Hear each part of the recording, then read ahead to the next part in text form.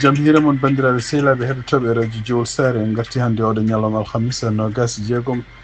lewru juin hitande ujunnaji ɗiɗi nogas e joyyi habruji moɗon ɗemgal Pulaar ɗon noon toɓɓen ɓuɗɗo mawnude ko toon États-Unis toon to défense e toon kadi to maison blanche no kamɓe sénateur e kamɓe journaliste uji dokki heɓde ko laaɓi ummade laamu Donald Trump holko woni holkoɓe mbaɗi toon to Iran habruji men international oɗo saaji ne wayni ko guerre hakkude ko mbiyata guerre communication ɓuura wawde haalde ko fati en haade hakkude Israël e Iran hakkude caɗele gonɗe kadi hakkude États-Unis e Iran hono kanko Ali Khamenei no wayno o yalti hannde pour kanko hoore makko haalde hen habruji men international mana en toon to Sénégal ɗum noon tumnade kadi e ko yalti onon ko goto kadi e goto journaliste kadi no wayno koko convoca ɗum noon kadi ko caggal nde kanko El Hadji Malick Ndiaye garduɗo assemblée porte plainte hande toon to Sénégal hono Ousmane Sonko mo jodde janngo subaka aljuma gardi leydi Chine hono Xi Jinping e gardiɗo kadi laamu toon habruji men international cekkitorɗen ko toon to Centrafrique ɗum noon ko sibabunde sidan pettanɗe mbaɗɗe toon e oɗo saha joni yimɓe mayɓe nana ɓeydo hewto ko hisa tan ko famɗi fof nogas jeenayyi nano maayi hen kanko gaddiɗo leydi ndi ne wayno ko ɗe bal tati garoje toon ɓe goni koye sunare ɗum woni titre ji men ɓuɗɗo mawnude oɗo journal man garto desuji muɗum joni joni siftini ɗon tan hannde ko alhamisa nogas e jeegom lewru juin hitande ujunnaji ɗiɗi nogas joyyi ma en garto joni joni radio jowarnade ka leydi Canada ha Amérique ha France naɗa Sénégal ha Burkina ha Cameroun Afrique Amérique onon to kettele radio Jowol karaja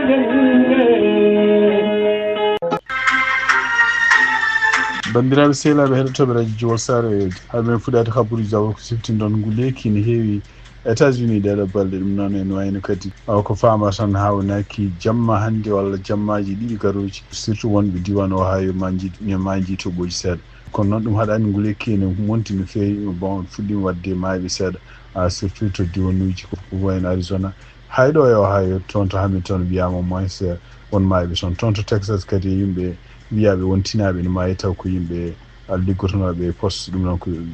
joguiɓe courrier ji ene nawa ɗum ene galleji ɗum noon e wayno ko wajata oɗo saha joni ko yimɓe yo ndentu ko kutoro ndiyam no fewi sababu ngu lekkini heewi habruji meɗen États-Unis ha hande habruji men hande toon to États-Unis puɗɗoɗen ko toon to Pentagon ɗum noon ko toon to direction défense leydi ndi hono kanko Hexet ɗum noon ko gardiɗo défense leydi e kanko kadi gardiɗo chef d'état major mo États-Unis hono kanko général Kane ɓe mbawino fottitande journaliste uji ɗum noon ko pottital ngal kanko Donald Trump o wino wonde so tawi ɓeɗo potti journaliste uji ma ƴeew kadi famnude journaliste uji wonde ko mission maɓe mbanno toon to Iran ɗum noon dimanche ɓen to en caggal nde ɓe neldi avion ngaji biyeteɗi B2 pour nawi toon bomboji ɗi ɓurɗi wiide wonde ko ɗiɗo bomboji ne mbawi fusde systéme nucléaire walla programme nucléaire mo Iran jogui ɗum noon o wi e wiide makko kanko Donald Trump ko so tawi ɓeɗo en ardiɓe défense wawi fottude jaydiyankoɓe ma hawnaki ma gartir haqqillaji yimɓeɓe wonde ko gongira e gonga mission mabɓe o ko mission mbaɗɗo fayida donc tugnat hande oɗo journal military.com siftini ɗon tan ko military.com kadi ko jaydiyankoɓe taw ko journaliste uji e militaire uji e tugnaɗe ɓe mbi wonde ko nde conférence o fuɗɗi nde kanko Hexet wi omo teskira e makko homo ƴefta kan hen wona hakke mintaji sappo fuɗɗori pour yennude won journaliste uji wonnuji kadi won yimɓe won e wiide wonde ko kañumen koye men ko contre militaire uji américain ji e caggal muɗum e wayno ko kanko hoore makko o ronki jabade namde ɗe o waɗi wi wonde koye général Dan Kane kañum hoore mum yo jaabu namde ɗe Dan Kane en wayno kañum hoore mum nanggui ken wona haali ken wona mintaji nogas ɗum noon e wayno ko haala tan ko gueɗe ɗe ganduɗa ko mission o holko woni anniye muɗum sifi tan ko bomboji jadɗi toon to nokku biyeteɗo Fordo ɗum noon ko nokku mo ganduɗa en walla ɓe miiji walla ɓe cikki wonde ko toon ko ɓuuri wonde kaɓirɗe nucléaire goni kono wiide makko wi ko nokku o kadi no plan wano ko ƴeewde nde ganduɗa palanteji ɗe ganduɗa en palanteji ɗo hendu rewata pour no naata toon to nucléaire to ko ɗum waɗi donc bomboji ɗi koye ɗiɗon laabi ndewi jetti toon fonno yetta to pusi toon o haalani holko boni hen ko no fewi kono ko wawi wonde fof ene wayno o wi e sifa makko kadi o wi ko goto pilote aji ɗi wiye wonde ko meeɗanide explosion mbaɗo ni mawnude e tugnade hande oɗo journal ko ɓe mbi ko wona Kane wona kanko kadi Hexet hay goto mabɓe meeɗani rokkude évidence wonde preuve aji wonde ko kala ko wonno toon so tawi ne wonno toon gueɗe nucléaire bonnama ɗum noon e wayno ko 30 kañum hoore mum wino wonde ko oɗo conférence waɗi hawnaki maɓe prove ɗum noon siftinɗon ko Trump kañum yamirno kamɓe militaire uji américain ji ɓe jahanto toon ɓe janoya toon to Iran eyyi ɗum noon kadi ene wayno ko ɗum woni ko oɗo saaha joni oɗo conférence arduno kadi ko surtout kanko Trump yidde kadi semtinde won galleji janiyankoji won wiide wonde ko ala ko ɓe bonni toon e systéme nucléaire mo Iran e kadi won gomo ni laamu kadi jeeyaɗo kadi ko intelligence ha kañum hoɗum haalino wi wonde ko bomboji ɗi ene wayno ala fof ko bonni e programme iranien ko wawi wonde fof ene wayno ko kanko Donald Trump kadi eko yalti hannde ene wayno o wi wonde ko porto plainte hono galle janiyanko biyete CNN e kadi New York Times wiide wonde sibabuni ɓeɗon ene gadda ene kaala habaruji ɗi godani habaruji wiide wonde ko kamɓe mission mabɓe toon to Iran ene wayno ko wona mission jaaruɗo no foti yaarude kabaruji e ɗemgal Pulaar e radio Jawol Sare habaruji men international ene wayno ko toon to Iran ɗum noon ko siftindon toon balɗiɗi ɓenni hono ministre des affaires étrangères haalino e ɗum ɗon kadi ko konngol gummingol yamiroɗo umrande toon to gardiɗo leydi toon o Ali Khamenei wi wonde ko so tawi kamɓe Israël ɓe dartinani ko mbaɗata ko walla so tawi kamɓe États-Unis kadi ɓe continue eɓe mbaɗa ɗiɗo attaque uji kamɓe Iran koɓe yaltoɓe e nanodiral biyetengal non prolifération nucléaire ɗum noon ko fedde aduniyankore wonde joguinde wonde ko kala leyɗele ɗe ganduɗa joguiɗe armement nucléaire walla liggotoɗe e min ko fati nucléaire kala ɗeɗon leyɗele enen jaaɓi wonde ko contrôle oɗo organisation taw ne wawi jogade jimadi e ko fati e ɗiɗon programme uji donc e widemaɓe kamɓe Iran so tawi États-Unis e Israël ne continue ɗum ɗon koɓe yaltoɓe ɗum ɗon ko ɗum waɗi kanko Emmanuel Macron ko haali o wi wonde ko ɓuranno bonde tan ko kamɓe Iran ɓe pelliti ɓe mbiya ɓe jalti e oɗo organisation ɗum noon e wayno ko kamɓe kanko Emmanuel Macron e kamɓe kadi européen ko ɓuuri hen hewten eɓe jiiɗi Iran wasa poussede pour ha yetto toon ko wawi wonde fof noon kanko gardiɗo leydi Iran leader mabɓe Ali Khamenei o yalti hande kanko hoore makko e télévision ɗum woni ko lawol makko gadunol tuggi tan ko bombardement ɓe mbaɗi toon to Iran ko yaltude makko lawol gadunol huccita télévision e nder ko haali kadi o wi wonde ko américain ji mbaɗi erreur nanama erreur mawɗo ene wayno kadi ko kala ko américain ji mbaɗa kalata ko gueɗe ɗe ganduɗa ene godani toon surtout en programme moɓe mbiyata programme mabɓe nucléaire moɓe jogui ko wawi wonde fof ene wayno ko kanko Ali Khamenei wonde o wi komo welti e kadi Iran naɓe ne belti saabu pays Amérique hello bongo e yesso ɗum noon e wayno ko ɗum ɗo fof ko ɗum ɗo kadi ko poɗodiral communication hakkude ɗeɗo leyɗele donc e wiide makko kadi o wi ko États-Unis haydara gañaki e oɗo guerre donc o wi wonde ko république islamique Iran ɗum noon ko kañum gañi oɗo guerre e kadi e jannande kañum hoɗum nde waɗi contre mabɓe kamɓe Amérique contre Israël ko wawi wonde fof ene wayno ko tugnade kadi ministre iranien toppitiɗo affaires étrangére Abbas Araghchi o wi wonde oɗo guerre mo balɗe 12 hakkude kamɓe Israël e kamɓe Iran waɗi ko bonni toon no fewi ko fati e installation ngaji mabɓe ko ene wayno ko Iran ko joni fuddoto ƴewde wadde hisade no holko bonni toon kono noon ɗum ɗo fof ene wayno ko hay goto mabɓe haalani wiwde wonde ko programme mabɓe nucléaire dartima walla bonni sababu ndiɗo haareji haalallaɓe organisation toppitiɗo ko fati e énergie atomique toon to Iran gonɗo koye ƴewtade holno foti bonandeji gonne installation ngaji mabɓe nucléaire e wiide mabɓe kadi ene wayno ko kala nde ɓe kiisi ɗiɗon bonandeji ene wayno ko mabɓe mbi wonde ko kala baɗɗo ɗiɗon bonandeji e yoɓ ɗum noon firti wonde ko Amérique e Israël yo mbatta dommage ɗum noon firti wonde ko kala koɓe bonni toon e pewn ɗum ko siftinde on tan oɗo saaha joni guerre gonaɗo ko guerre communication hakkude mabɓe kamɓe États-Unis e kamɓe Iran e kamɓe Israël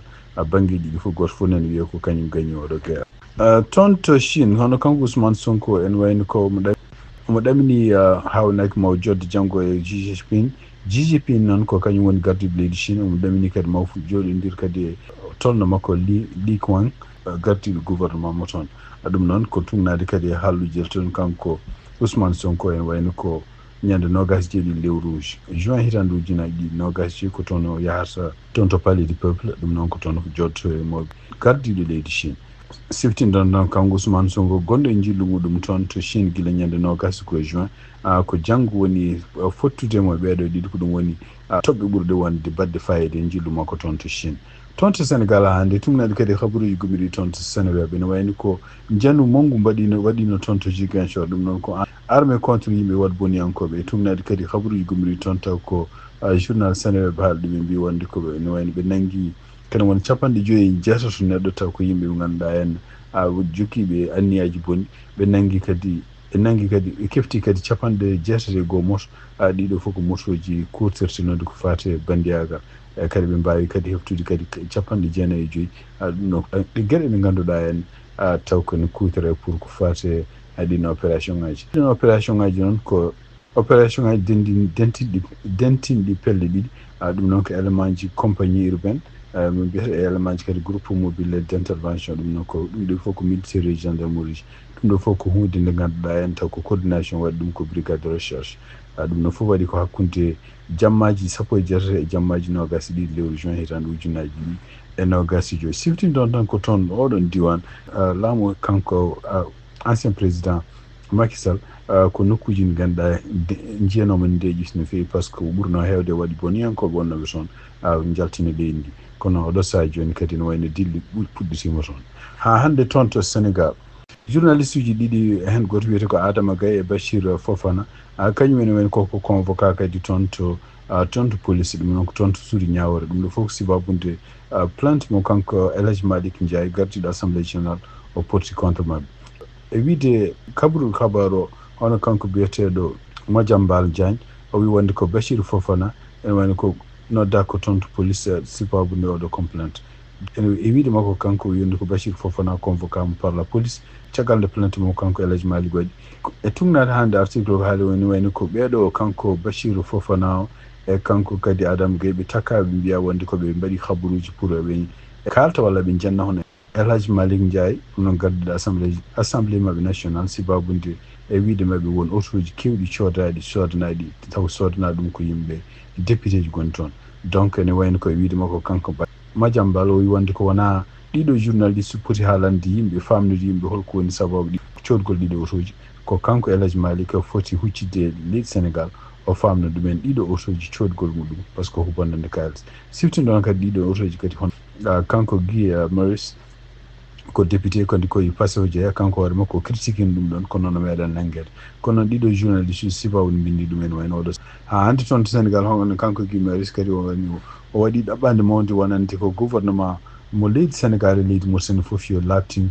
oɗo biyeteɗo Mansour Fall cankiɗo toon to Mauritanie e tugnade makko kanko e konnguli ɗo haali kanko Guy Marius Sagna wi wonde ko ene wayno ko yiyaka wonde ko ɓandu makko ne waɗa autopsie haysinde wonde ko tinama wonde ko won gañanɗe jiyaɗe e ɓandu makko ene waɗi o wi kadi ene wayno ko seedanteji kewɗi gari taw seedanteji ko goto fof ko haali ko haalata ko goɗɗum ko jiida e goɗɗo haali ko o wi ɗum ɗo fof kadi ene wayno ko enquête o kadi leeli ɗum ɗo fof ko hunde nde ganduɗa wona normal kono kanko oɗo député noon huccitini konngol makko e ministre toppitiɗo ko fate intégration africaine et de Sénégal à l'extérieur kanko biyeteɗo Yacine Fall ene wayno huccitini on konngol wi wonde ko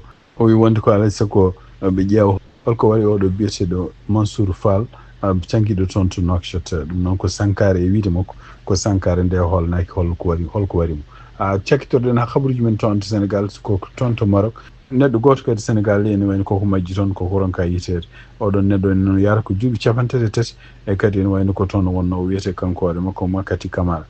kanko hoore makko toon wonno e tunade hande article hono ko Bamoussou ko biyeteɗo Oumar Gueye Camara ene wayno ko haalde galle Diani on kadi biyeteɗo RFM wi wonde ko ene wayno ko oɗo sadio woni koye caɗele mawɗe sibabude ɓiyum gurnoɗo toon to Maroc ɗiɗo duuɓi jeegom ene wayno majji guila dimanche ha hande anda ko hay habaru goto ɓe ngala e muɗum kanko noon majjugol makko ɓe mbi o yo yaduno koye joom suudu makko toon to plage promenade walla ko nokkuji fijirde wonno toon ɓe mbi wonde ko caggal muɗum o haalani joom suudu makko wi wonde ko wona ara wonto yaar seeɗa kono ene wayno ko minta caggal muɗum hono joom suudu makko ronki yiidemo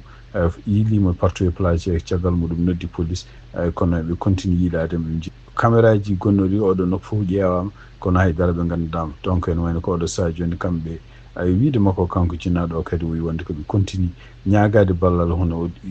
hohoɓe laamu Sénégal e hohoɓe laamu Maroc pour yo mbawa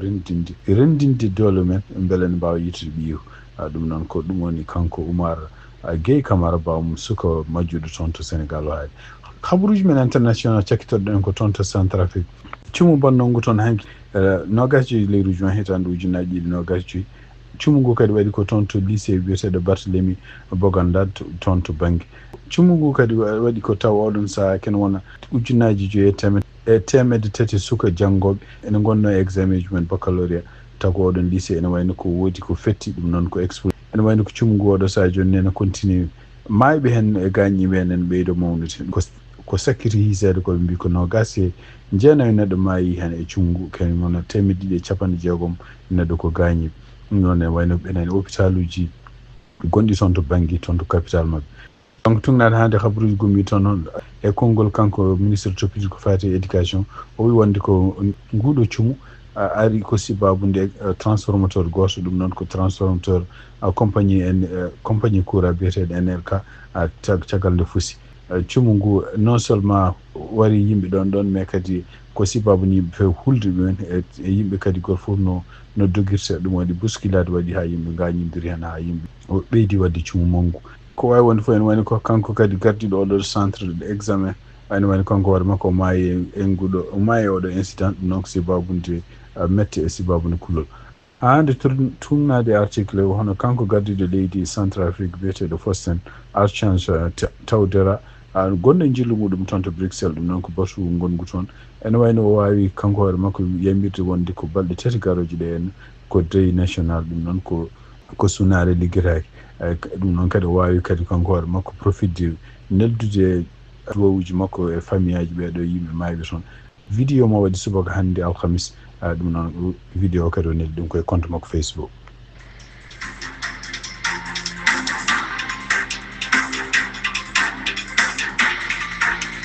bandiraɓe sehlaɓe heɗotoɓe radio Jowol Sare habaruji moon e ɗemgal Pulaar jogo noon hannde oɗo ñalawma alhamis